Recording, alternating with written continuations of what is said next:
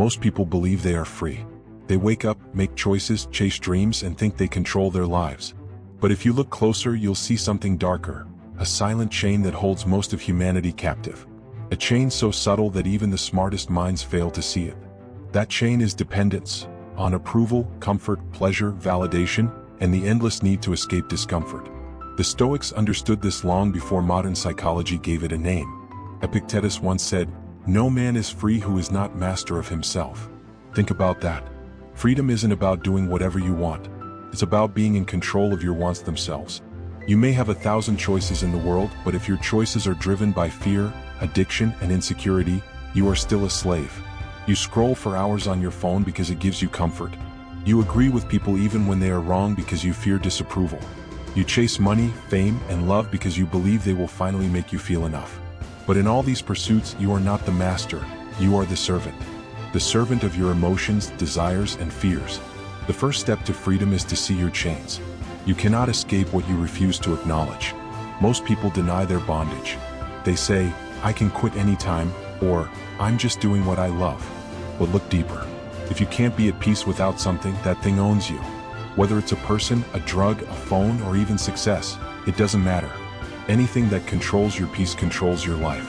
Marcus Aurelius, the philosopher king, ruled an empire but remained detached from power. He understood that ruling others means nothing if you can't rule yourself. Real freedom begins when you no longer need external validation to feel whole. When your sense of peace is built on your own inner fortress, unshakable, untouchable, and unmoved by the chaos of the world. Ask yourself, what truly owns you? Is it fear of rejection?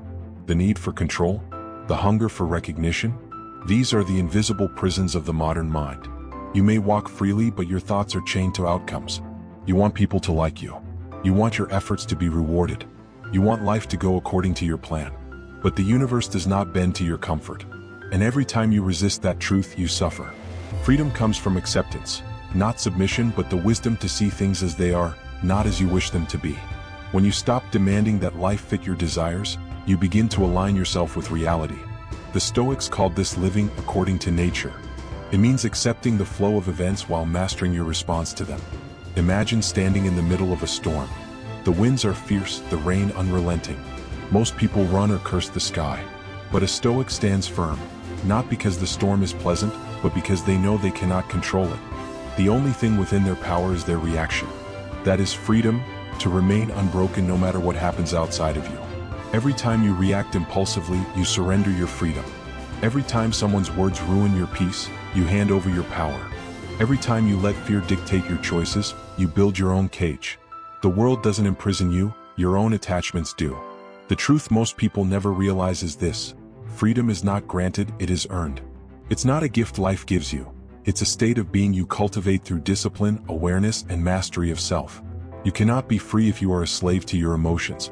You cannot be free if you cannot sit in silence without distraction. And you cannot be free if your happiness depends on something you can lose. So, what does it mean to truly be free? It means to wake up and know that no one can take away your peace. It means to face pain and remain calm. It means to lose everything and still not lose yourself. Epictetus was born a slave, yet he taught the philosophy of freedom. He didn't wait for society to give him liberty, he built it within his mind. He said, "You may fetter my leg, but not even Zeus can overpower my will."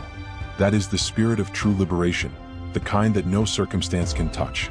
And that's the secret the world hides from you. You'll never be free until you stop chasing freedom from the outside world and start building it from within. Every distraction, every desire, every fear, these are the bars of your mental prison. And every act of self-awareness, every moment of stillness, every choice to rise above, these are the keys that unlock your mind. True freedom is not the absence of limitations. It's the mastery of your response within them. It's the power to remain peaceful amid chaos, grounded amid noise, and whole amid loss. When you finally understand this, you'll see that freedom isn't somewhere out there waiting to be found. It's right here, within you, waiting to be claimed. Freedom is not stolen by others, it's surrendered by ourselves. Every human being carries within them two worlds: the outer world, where things happen to us, and the inner world, where we interpret what those things mean. And the tragedy is that most people live as prisoners of their own minds, never realizing that the door to freedom was never locked. You can live in a free country and still be enslaved by your fears, doubts, and desires. You can be surrounded by love yet feel trapped by expectations. You can have everything you ever wanted and still feel incomplete. Why? Because no matter how much you change your surroundings, you will always take yourself with you. And if your mind is in chaos, no external change will bring peace. The Stoics called this the inner citadel, a fortress within your soul that no force, no insult, no tragedy can breach. But most people never build that fortress. They live exposed, vulnerable to every opinion, every loss, every rejection. One harsh word can destroy their peace. One failure can erase their confidence. One heartbreak can make them question their worth.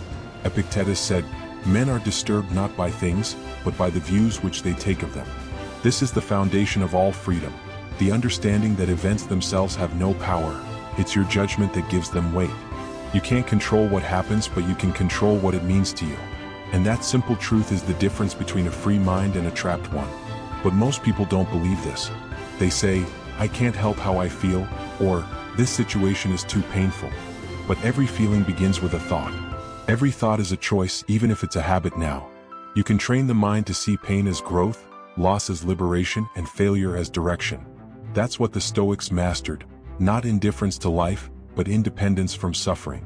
Think about how much time you spend worrying about things you can't control, what others think, how the future unfolds, whether people will stay or leave. All that worry, all that noise, none of it changes reality. It only weakens you. The Stoics drew a clear line between what's within your control and what's beyond it. Freedom begins when you live entirely within that line. If it's within your control, your thoughts, your actions, your attitude, take full responsibility. If it's beyond your control, outcomes, opinions, fate, release it completely. This is not passivity, it's power. Because when you stop wasting energy on what you can't change, you reclaim the strength to transform what you can. But the ego resists this truth. The ego wants to control everything: people, results, timing. It feeds on attachment.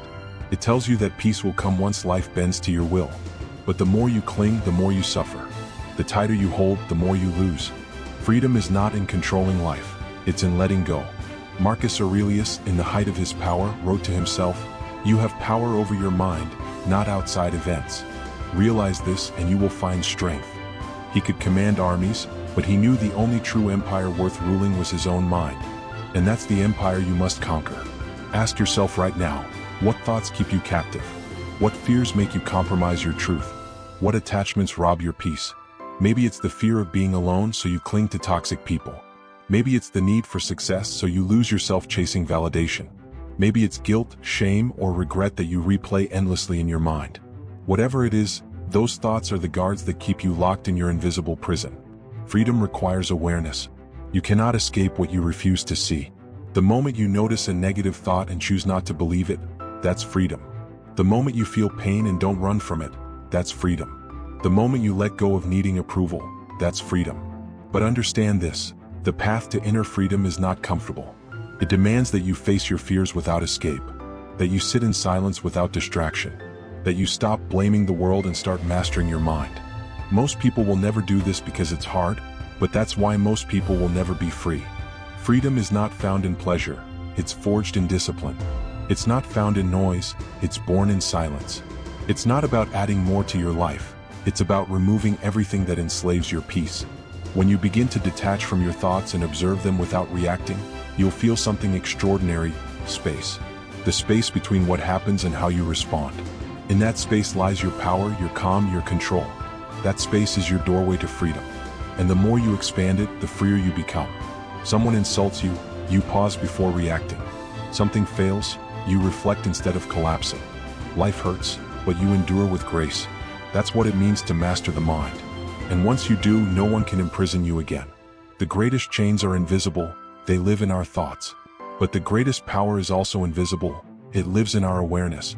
The Stoics taught that no man is truly free until he stops being ruled by emotion and starts being guided by reason.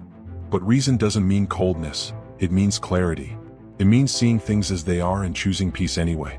When you begin to live this way, you stop chasing control and you start embodying freedom. You stop being a prisoner of your reactions and become the architect of your peace.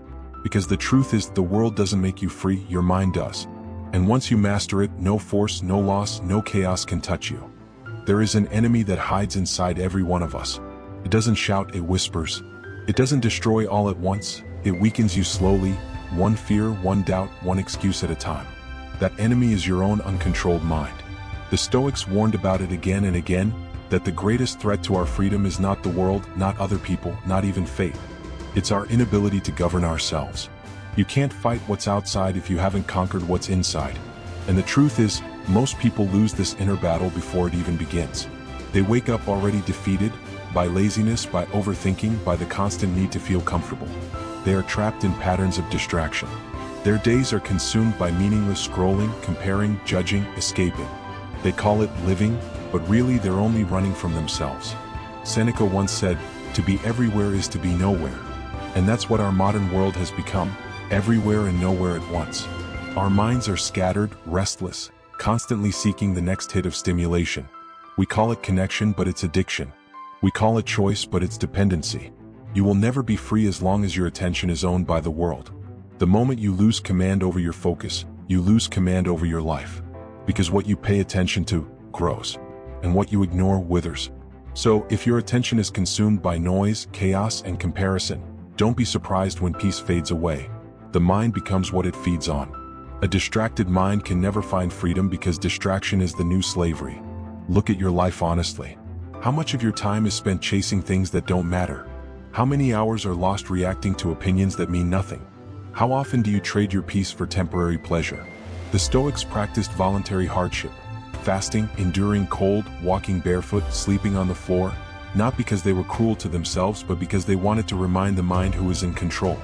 They trained themselves to be comfortable with discomfort, to need less, to rely only on what could not be taken away.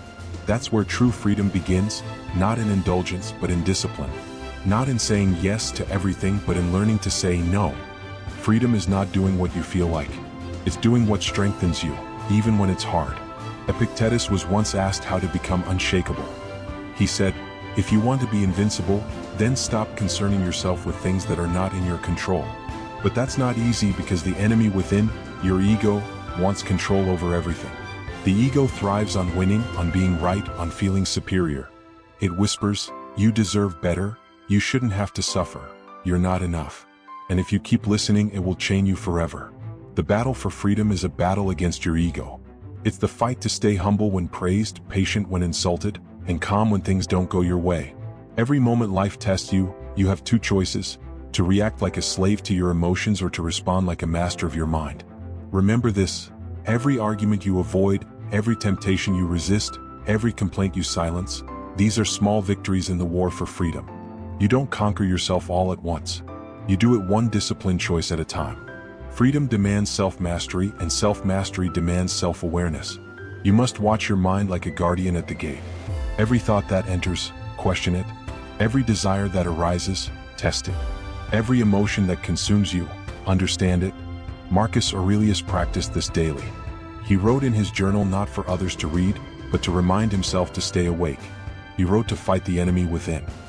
He reminded himself, "You have power over your mind, not outside events."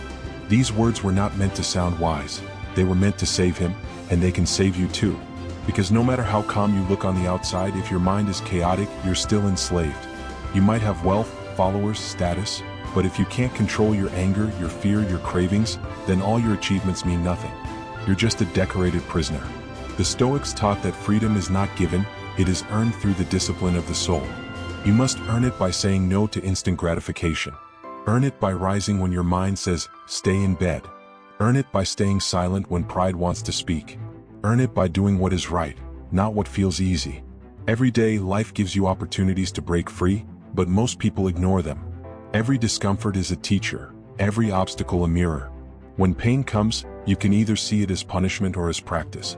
If you see it as practice, you win. Seneca said, "A gem cannot be polished without friction, nor a man perfected without trials." Your pain is not your enemy, your resistance to it is. Because every time you resist reality, you lose energy. But when you accept it, you gain power. The mind becomes your greatest ally when you stop fighting it and start training it. Don't silence your thoughts, understand them. Don't avoid discomfort, study it. Don't escape fear, walk through it. The more you do, the smaller the enemy within becomes.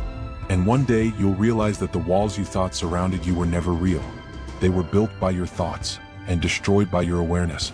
That's when you'll taste true freedom, not the kind that depends on life being perfect, but the kind that exists even when everything falls apart. Because when you conquer the enemy within, no enemy outside can harm you. There's a quiet strength that only a few ever find, a calm so deep that nothing external can shake it. That strength comes from one thing: detachment. Most people misunderstand this word. They think detachment means not caring, being cold, or emotionless. But Stoic detachment is the opposite. It's about caring deeply without becoming owned by what you care about. It's about loving without clinging, giving without expecting, and living without fear of loss. As long as your happiness depends on something outside of you, a person, a goal, a possession, an outcome, you are not free. You are a hostage to circumstance. The Stoics knew this, which is why they taught, hold everything as if it were borrowed. Because in truth it is. Everything you have today, your body, your success, your loved ones, even your breath, is on loan from life. And when life decides to take it back, the wise do not panic because they never claimed ownership to begin with. Seneca wrote, "He who fears death will never do anything worth of a living man." To fear loss is to fear life itself, because everything in life is temporary. But when you accept impermanence, something miraculous happens. You stop clinging and start living. You begin to enjoy the present not because you own it, but because you know it won't last.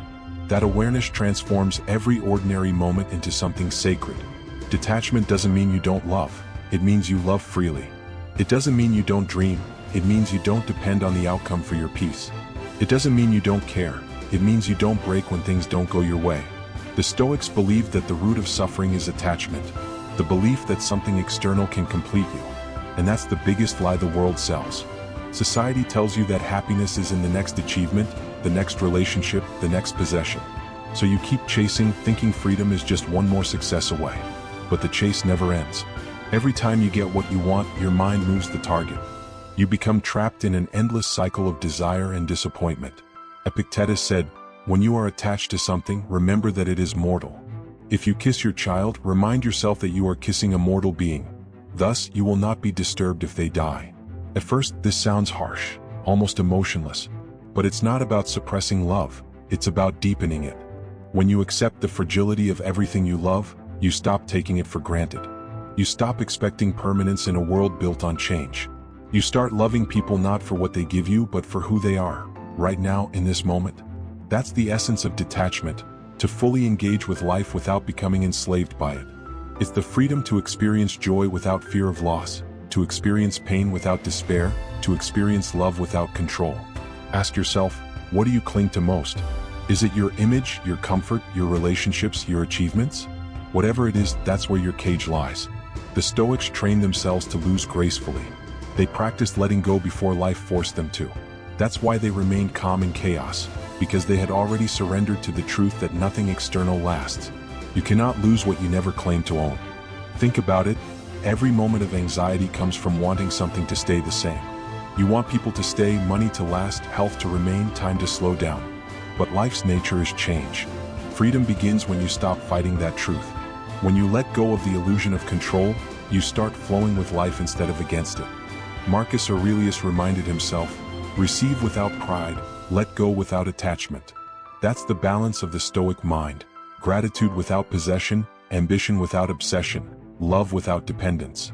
Detachment is not withdrawal, it's wisdom. It allows you to participate in life fully but without drowning in it. You work hard but you don't tie your worth to success. You love deeply but you don't let loss destroy your soul. You face pain but you don't let it define your identity. In a world addicted to control, detachment is rebellion. It's saying, I will care but I won't be consumed. I will give but I won't be emptied. I will lose but I won't lose myself. That is true strength. The reason so many people suffer is because they try to hold what cannot be held. They grip the world with trembling hands, terrified of losing it, but everything they fear losing was never truly theirs to begin with. When you understand this, a deep peace fills your soul. You realize that freedom was never about keeping things, it was about learning to let them go. Detachment is not the death of emotion, it's the birth of balance.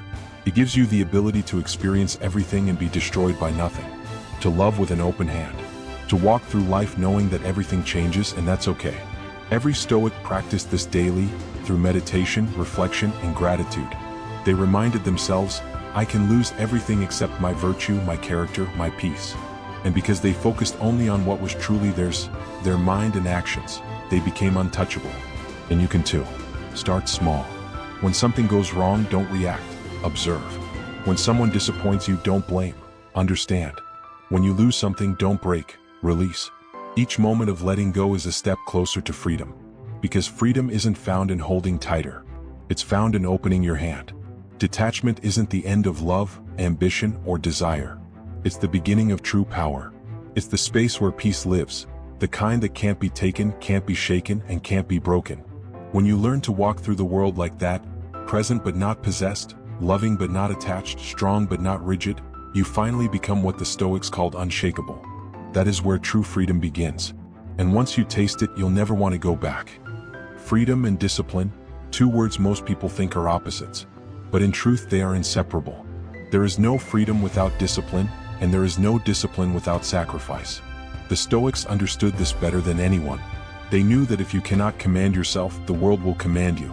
Everyone says they want to be free, free to live as they choose, to follow their desires, to do what makes them happy. But when those desires control you, you are not free, you are enslaved by them. Every indulgence that weakens your will, every excuse that kills your consistency, every comfort that makes you dependent, these are chains disguised as pleasures. Epictetus, once a slave himself, taught, "No man is free unless he is master of himself."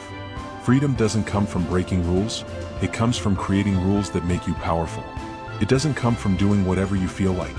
It comes from doing what's right even when you don't feel like it. Discipline is not punishment. It is the art of freedom in motion. It is self-respect in practice. Every time you choose discipline, you choose yourself, your higher self, not your weaker one. Think about it. When you resist the urge to procrastinate, you gain time. When you control your appetite, you gain health. When you silence your anger, you gain peace. When you train your mind to stay focused, you gain mastery. Every act of discipline takes something from your lower self and gives power to your higher self. Most people fail to see this because they confuse comfort with freedom. They think doing whatever they want is liberty, but it's a trap. The more you obey every impulse, the less control you have over your life. Freedom is not about removing limits, it's about choosing the right ones. Seneca said, "No man is more a slave than he who thinks himself free while he is not." That's the illusion of modern life. Everyone thinks they're free, but they are ruled by habits, emotions, and desires they don't even see. The phone controls their attention, society controls their values, fear controls their choices. They call it independence, but it's dependency dressed in freedom's clothing.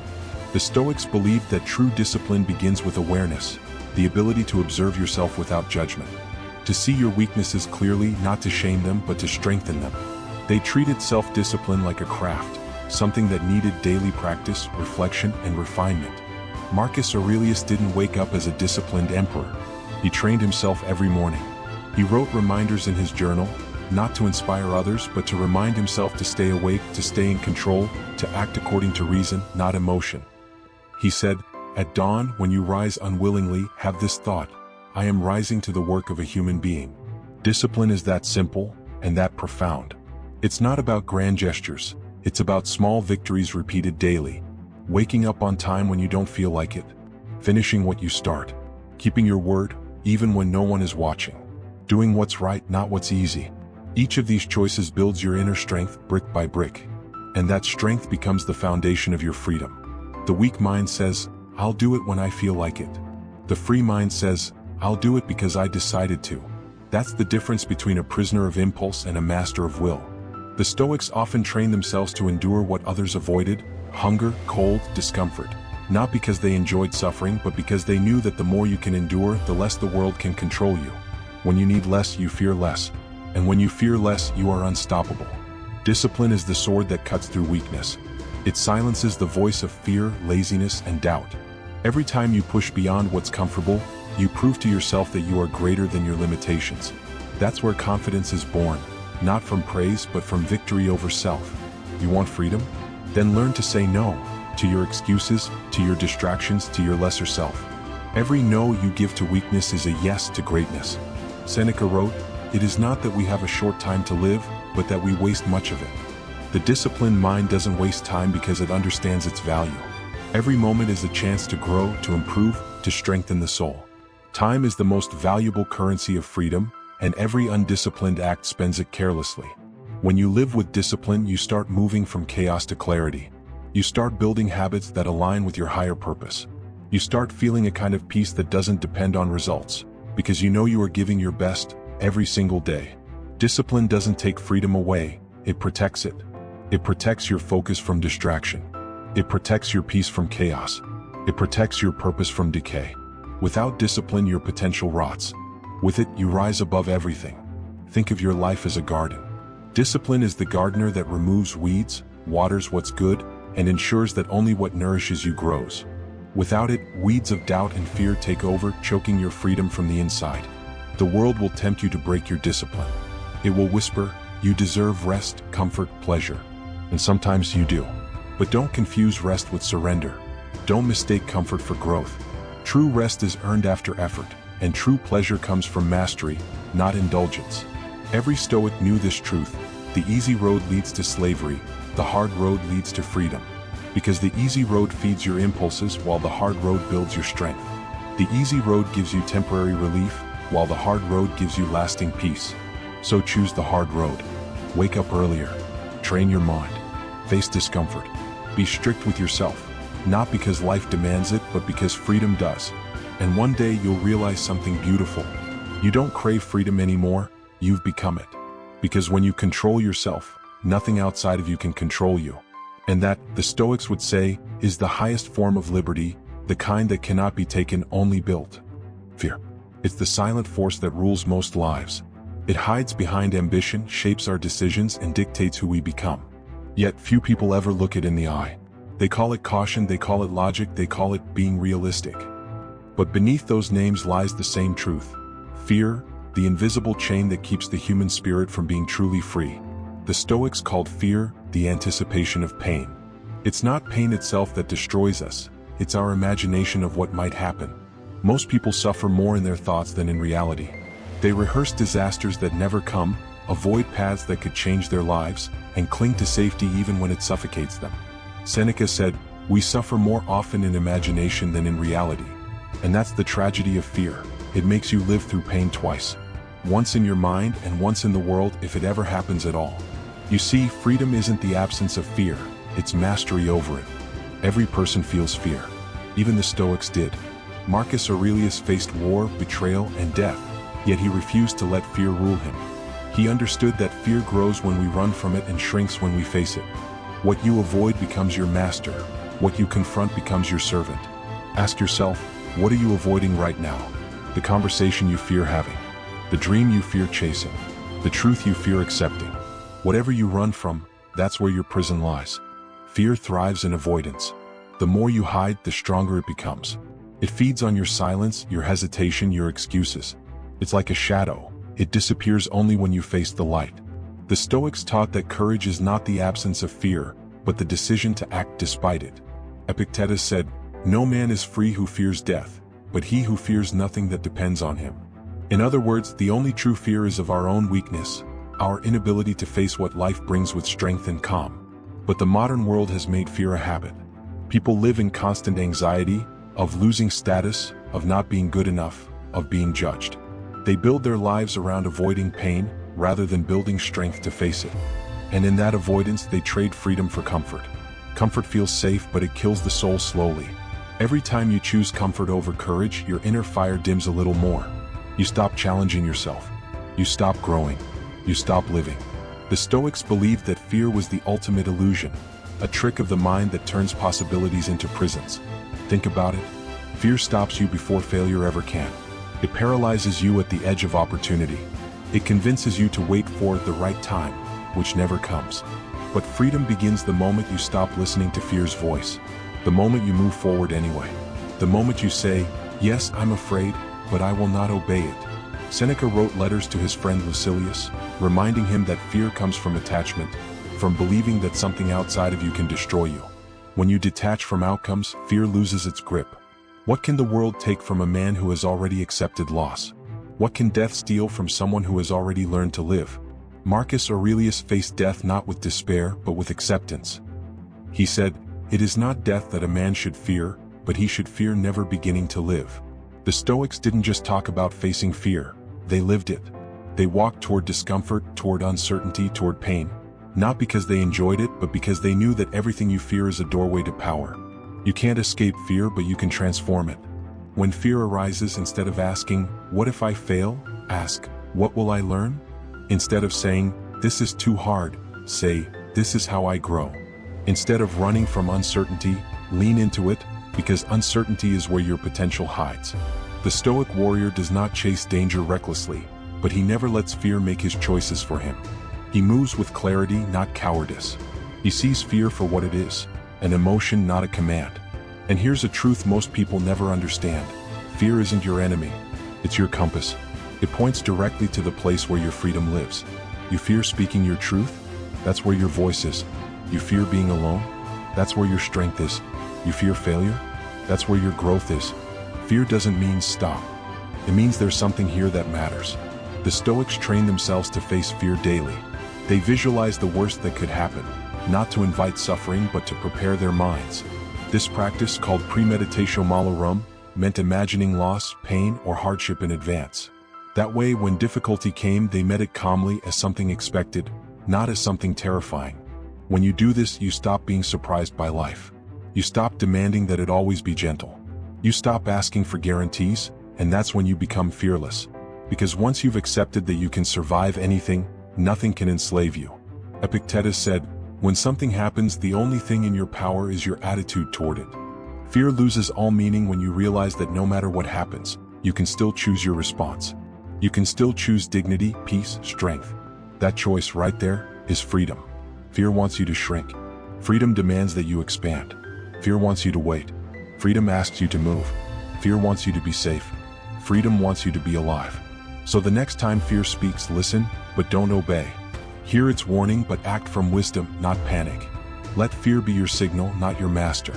Because on the other side of fear lies everything you've ever wanted: peace, purpose, power. And when you walk through fear, something remarkable happens. You stop fearing fear itself. You realize it was never the enemy. It was the teacher, the test, the fire through which your soul becomes unshakable. Freedom isn't the absence of fear. Freedom is the courage to walk forward while fear walks beside you, and still you move. The greatest prison in the world has no walls, no guards, no iron bars. It lives inside the human mind. You see, most people are not trapped by others, they are trapped by their own thoughts. They walk freely under the open sky, yet they live like prisoners of their memories, regrets, and insecurities. The Stoics knew this long ago. A person is enslaved not by chains, but by their attachments and illusions. Marcus Aurelius said, "You have power over your mind, not outside events. Realize this and you will find strength." That's where freedom begins. When you stop blaming the world and start mastering your own perception. Because the truth is, life doesn't imprison you, your interpretation of it does. Every time you say, "I can't live without this person. I can't handle this loss. I can't move on from this past," you hand your mind the key to your own cell. You tell it, "Lock me in." The Stoics believed that freedom is internal. It's not given by society, it's not earned by wealth, and it's not lost by pain. It's a discipline of the soul. A way of seeing the world that no one can touch. Think about it. You can lose everything, your money, your status, your friends, but if your mind remains calm and centered, you are still free. But if your mind is restless, fearful, and dependent on others, you are a slave, even if you have everything. This is why Epictetus, born a slave, was freer than many emperors. They owned empires, but he owned himself. That's what the Stoics meant by true freedom, self-mastery. The modern world misunderstands freedom. It thinks freedom means doing whatever you want. But that's not freedom, that's chaos. If you can't say no to your impulses, you're not free. If you can't control your emotions, you're not free. If you can't live without validation, you're not free. True freedom means being in control of yourself, your mind, your reactions, your desires. It means not being dragged by every emotion that passes through you. It means standing firm when the world shakes. The Stoics saw the mind as a fortress. They knew that external events are not what disturb us, it's our opinion about them. When someone insults you, it's not their words that hurt you, it's your belief that those words matter. When life disappoints you, it's not the event that breaks you, it's your expectation that it should have gone differently. Marcus Aurelius wrote, "If you are distressed by anything external, the pain is not due to the thing itself, but to your estimate of it. And this you have the power to revoke at any moment." That's the power most people never use, the power to reinterpret reality. The same situation can destroy one person and strengthen another. The difference isn't in what happens, it's in what they believe about what happens. Imagine two men in a storm. One curses the rain, the other thanks it for testing his endurance. Same storm, different freedom. That's the lesson. Your perception determines your prison or your liberation. But most people never examine their thoughts. They just believe them. They let the mind run wild, untrained, undisciplined. They fill it with fear, doubt, envy, comparison, and then wonder why they feel miserable. The Stoics trained their minds like warriors. Every day they question their thoughts. Is this under my control? Does this thought serve me? Is this reaction worthy of me? And if the answer was no, they let it go. You can do the same. Every negative thought that arises, pause and observe it. Ask yourself, is this thought helping me or hurting me? If it's hurting you, drop it. Don't argue with it, don't analyze it, just let it pass. Because freedom begins when you stop being your thoughts and start watching them. You are not your emotions. You are not your past. You are not your fears. You are the awareness behind them, the calm observer that remains untouched while the storm rages. Seneca said, "The greatest power is to be self-possessed." That's what the Stoics mastered, the art of possession over oneself. They refused to give power to anything outside their control. Most people do the opposite. They give their power away constantly. They give it to opinions, to failures, to social media, to rejection. They let the outside world define how they feel inside. And then they wonder why they never feel free. To break free, you must reclaim that power. Stop seeking peace from circumstances, find it within. Stop expecting others to understand you, understand yourself. Stop trying to control everything, control your attitude instead. When your peace no longer depends on the outside world, you become untouchable. They can insult you, but you remain calm. They can abandon you, but you remain whole. They can take everything, but they cannot take your mind. That's the freedom the Stoics spoke of. The kind that no tyrant, no misfortune, no death can destroy. Marcus Aurelius ruled an empire, but his true kingdom was within. He wrote, "Nowhere can man find a quieter or more untroubled retreat than in his own soul." That's where your freedom waits, not in the future, not in wealth, not in recognition, but in the quiet space of your mind that says, "I am enough." And once you touch that space, you realize something extraordinary. Nothing can really hurt you unless you let it. No event has the power to enslave you unless you surrender your mind to it. This is why the Stoics practiced mental discipline every single day. They didn't just preach wisdom, they lived it. They woke up early, examined their thoughts, questioned their fears, and strengthened their inner fortress. They knew that the mind, if left untrained, becomes a weapon turned against its owner. So train your mind. Meditate, reflect, write, observe, question. Do whatever it takes to build that inner calm. Because in the end, the war for freedom is not fought in the world, it's fought in your thoughts. The Stoics taught, if you can rule your mind, you can rule your world. And if you cannot, the world will rule you. Freedom is not a destination. It's a daily practice. It's the constant act of choosing peace over panic, discipline over distraction, control over chaos. The world outside may never change, but your mind can. And once your mind is free, no force on earth can enslave you again. There comes a moment in every life when you realize the world isn't holding you back. You are. Not fate, not other people, not your past, your fears, your attachments, your beliefs. And that realization, though painful, is the beginning of true freedom. Because until you see that the chains are in your mind, you'll keep trying to break the wrong ones. The Stoics understood this perfectly. They lived in a world of war, loss, betrayal, and death. Yet they found peace in the middle of it all. How? Because they stopped asking life to be easy and started training themselves to be strong. Marcus Aurelius ruled an empire surrounded by corruption and chaos. Yet he wrote, "If you are pained by external things, it is not they that disturb you, but your judgment of them." Seneca lost wealth, friends, and even his position of power, yet he said, "He who is brave is free." Epictetus was born a slave, yet he said, "No man is free who is not master of himself." 3 men, different lives, same truth. Freedom is a state of mind.